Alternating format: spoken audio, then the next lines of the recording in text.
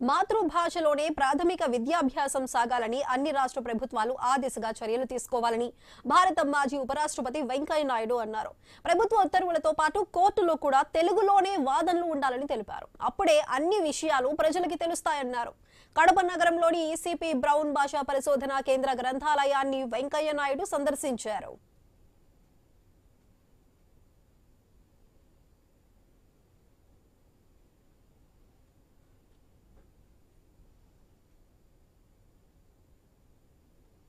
రాష్ట్ర ప్రభుత్వాన్ని కోరుతున్నాను. చంద్రబాబు నాయుడు గారిని, లోకేష్ గారిని, అటు పక్క రేవంత్ రెడ్డి గారిని, అలాగే సిద్ధరామయ్య గారిని, ఎవరైనా ఏ రాష్ట్రమైనా మాతృభాషలో ప్రాథమిక విద్యా బోధన ఉండాలా తప్పనిసరిగా. రెండోది పరిపాలనా భాషగా మాతృభాషకు ప్రాధాన్యత ఇవ్వాలా. కలెక్టర్ గారు ఉన్నారు ఇక్కడ. ప్రభుత్వం ఇచ్చే ఉత్తర్వులు ఇంగ్లీషులో ఎందుకు ఇస్తున్నారు? ఎవరికి వచ్చి ఇంగ్లీషు గ్రామంలో? ఈ ఉత్తర్వులు ఎవరి కోసం? ప్రభుత్వం ఇచ్చే ఉత్తర్వులు, ఆర్డర్స్, గెజిట్ నోటిఫికేషన్ ఎవరి కోసం? ప్రజల కోసం. ప్రజలకు అందరికి ఇంగ్లీష్ వచ్చా? రాదు. మరి ప్రజలకు తెలిసిన భాష ఏంటి? తెలుగు. ప్రభుత్వ ఉత్తర్వులు తెలుగులోనే ఇవ్వాలి. ఈ విషయాన్ని మనందరం గట్టిగా చెప్పాలి ప్రభుత్వానికి. రెండోది పరిపాలనా భాషగా ప్రభుత్వం యొక్క ఉత్తర ప్రత్యుత్తరాలన్నీ తెలుగులో జరగాలి. మూడవది న్యాయస్థానం. ఆ విదేశీయుడే లేకుంటే మహా పండితులు రచించిన మహాకావ్యాలు వెలుగు చూసేవి కావు. తాటాకు కట్టల్లో చెదలు పట్టేసి మట్టి కొట్టుకుపోయి ఉండేవి. వాటిని తొలిసారి పుస్తక రూపంలో తీసుకువచ్చిన ఘనత ఆయనది. ప్రజాకవి యోగి వేమన విశ్వకవిగా వెలుగులోకి తెచ్చిన తెలుగు భాషా సేవకుడాయన. ఆంగ్లేయుడైన తెలుగు భాషపై మక్కువతో తెలుగు నేర్చుకుని తెలుగు భాషలోని తీయదనాన్ని ఆస్వాదించి తెలుగు భాషాభివృద్ధికి కృషి చేసిన వ్యక్తి సిపి బ్రౌన్. 200 ఏళ్ల క్రితమే కడప కేంద్రంగా తెలుగు సాహిత్యానికి, భాషా ఉన్నతికి ఎనలేని సేవ చేసిన సిపి బ్రౌన్ జయంతిని ప్రభుత్వం ఇకపై అధికారికంగా నిర్వహించనుంది. 2 రోజుల క్రితం అధికారికంగా జీవోను జారీ చేసింది. దీంతో తెలుగు భాషాభిమానుల్లో, సాహితీవేత్తల్లో సంతోషం వ్యక్తమవుతోంది. సిపి బ్రౌన్ సేవలకు నిజమైన నివాళి ఇదే అంటూ అభిప్రాయపడుతున్నారు. తెలుగు సాహిత్యానికి విశేష సేవ చేసిన చార్లెస్ ఫిలిప్ బ్రౌన్ తొలి తెలుగు డిక్షనరీని పరిష్కరించి ప్రచురించారు. ఆంధ్ర భాషోద్ధారకుడిగా గౌరవం పొందిన వ్యక్తి సిపి బ్రౌన్. వేమన పద్యాలను సేకరించి, ప్రచురించి, ఆంగ్లంలో అనువదించి ఖండాంతర వ్యాప్తి చేశారాయన.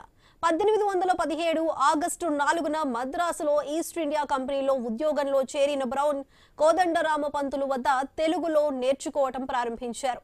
వేమన, సుమతి శతకాలతో పాటు పల్నాటి యుద్ధం లాంటి చారిత్రక కావ్యాలను నన్నయ్య, తిక్కన, గౌరన, శ్రీనాథుడు, పోతన, పెద్దన, రామరాజభూషణుల కృతులు పరిష్కరించి ముద్రించారు. 1820 ఆగస్టులో కడపలో డిప్యూటీ కలెక్టర్గా చేరారు. ఉద్యోగరీత్యా అనేక ప్రాంతాల్లో పనిచేసినప్పుడు తెలుగులో మాట్లాడటం తప్పనిసరి అయింది. అయితే తెలుగు నేర్చుకోవటానికి సులభమైన, శాస్త్రీయమైన విధానం లేకపోవటంతో పండితులు తమ సొంత పద్ధతుల్లో బోధించేవారు. తెలుగేతరులు తెలుగును నేర్చుకోవటం ఇబ్బందిగా ఉండేది. భాష నేర్చుకోవటంలోని ఈ ఇబ్బంది బ్రౌన్ను తెలుగు భాష పరిశోధనకై పురికొల్పింది.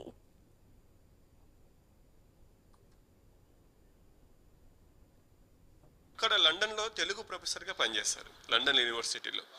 ఆ మహానుభావుడి గురించి ఇంకొక మాట కూడా చెప్పాలి. ఏంటంటే ఇక్కడ నుంచి సేకరించినటువంటి ఈ తాళపత్రాలు, తామ్రపత్రాలు, ఈ వ్రాతప్రతులన్నీ కూడా లండన్ ప్రభుత్వానికి అప్పజెప్పకుండా లండన్లో ఇండియన్ ఓరియంటల్ మ్యాన్స్క్రిప్ట్ లైబ్రరీ అని IMOL అని అక్కడ ఒక మన ఇండియాకి సంబంధించిన ఒక సంస్థ ఉంది. ఆయన ఈ సంపద ఏనాటికైనా కూడా తను చనిపోయినా కూడా తన అనంతరం కూడా ఈ సంపద తిరిగి భారతదేశానికి దక్కాలని చెప్పి ఆయన సేకరించినటువంటి ఆ వ్రాతప్రతులంతా చివరికి ఆ ఇండియన్ ఓరియంటల్ మ్యాన్స్క్రిప్ట్ లైబ్రరీలో అందజేశారంటే ఈ భారతదేశం పట్ల ఆయనకున్నటువంటి సహృదయత ఎంతో మనం గుర్తించవచ్చు.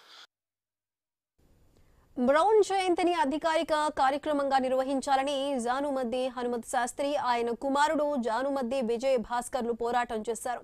బ్రౌన్ ఎంత సేవ చేసినా ఆంగ్లేయుడు కావటం, హిందూయేతరుడు కావటం వంటి కారణాలతో అధికారికంగా ప్రకటించేందుకు అడ్డు తగులుతూ వచ్చింది.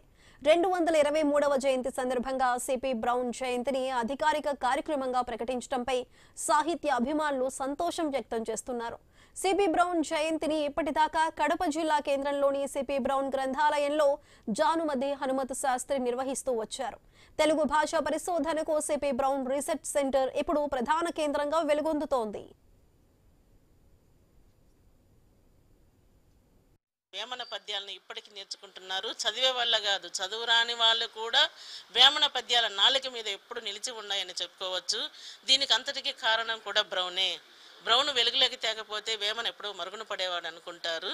కాబట్టి విదేశీయుడైనటువంటి బ్రౌన్కి మన తెలుగుదేశంలో మన ప్రభుత్వం ఆంధ్రప్రదేశ్ మొత్తము బ్రౌన్ జయంతిని నిర్వహించుకోవడము చాలా సంతోషంగా ఉంది. అది అధికారికంగా గవర్నమెంట్ వాళ్ళు జీవో ఇచ్చారు కాబట్టి చాలా సంతోషము.